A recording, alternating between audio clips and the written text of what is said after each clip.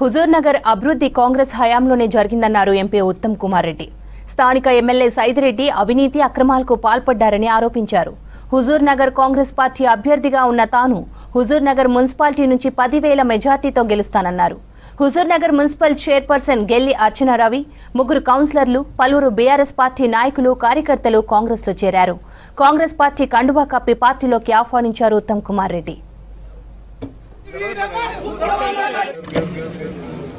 ప్రథమ పౌరురాలు municipal chairperson అర్చన రవి గారిని కాంగ్రెస్ పార్టీలో స్వాగతిస్తూ నేను ఎంతో సంతోషిస్తున్నాను. హుజూర్ నగర్ నియోజకవర్గం కానీ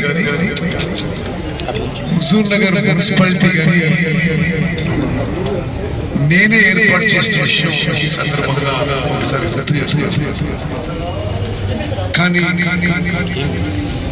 గత 3.5-4 ఏళ్లుగా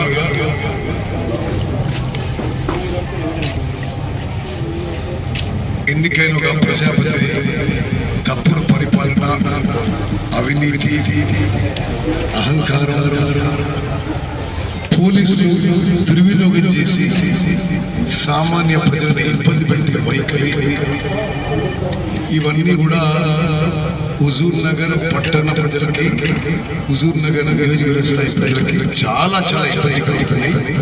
హుజూర్ నగర్ మున్సిపాలిటీలో మా అంచనాల్లో నేను ఎమ్మెల్యేగా పోటీ చేస్తున్నా, కాంగ్రెస్ అభ్యర్థిగా హుజూర్ నగర్ నుంచి. నాకు కాంగ్రెస్ అభ్యర్థిగా ప్రజలందరి సహకారంతో కాన్స్టిట్యున్సీలో 50,000 మెజార్టీ వస్తే హుజూర్ నగర్ మున్సిపాలిటీలో 10,000 మెజార్టీ వస్తుందని చెప్పి నేను మనం చేస్తున్నాను. 3 నెలల క్రితం చెప్పాను మీకు పబ్లిక్ మీటింగ్ లో పోలింగ్ 30th నవంబర్ అవుతుంది. మరి 30th నవంబర్ పోలింగ్ అన్నా వాళ్ళు 30th నవంబర్ పోలింగ్ పెట్టింది. నేను ఇంకో విషయం చెప్తున్నాను మీకు, హుజూర్ నగర్ లో 50,000 మెజార్టీతో గెలుస్తామన్నా 50,000 మెజార్టీతో గెలుస్తాం. తెలంగాణలో కాంగ్రెస్ గవర్నమెంట్ వస్తుందని చెప్తున్నా, కాంగ్రెస్ గవర్నమెంట్ వస్తుంది.